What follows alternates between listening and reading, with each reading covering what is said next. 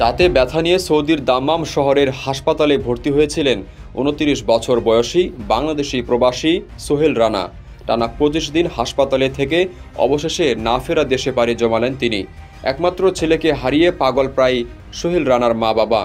বাংলাদেশ সময় দুপুর ১টায় তিনি শেষ নিঃশ্বাস ত্যাগ করেন। দেশের সবচেয়ে কম খরচে এবং সহজে বুকিং করুন প্রবাসীর হেলিকপ্টার। সোহেল রানা নোয়াখালীর সুবর্ণচর উপজেলার চরজব্বর ইউনিয়নের ৭ নং ওয়ার্ডের চরপানা উল্লা গ্রামের হোসেন হাজি বাড়ির মোহাম্মদ ইউসুফের ছেলে। জানা গেছে ২০১৭ সালে সৌদি পাড়ি জমান সোহেল। ৪ বোন আর ১ ভাইয়ের মধ্যে তিনি দ্বিতীয় সন্তান এবং পরিবারের একমাত্র উপার্জনক্ষম ব্যক্তি ছিলেন।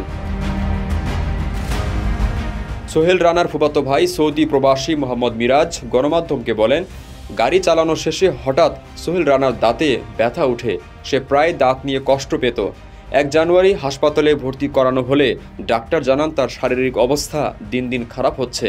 সবশেষে তার ফুসফুস খারাপ হয়ে যায় এবং শনিবার বাংলাদেশ সময় দুপুর ১টায় চিকিৎসক তাকে মৃত ঘোষণা করেন। অল্প বয়সে পরিবারের মায়া ত্যাগ করে সে প্রবাসে এসেছে, এখন দুনিয়া থেকে বিদায় নিল। এটি মেনে নিতেই কষ্ট হচ্ছে।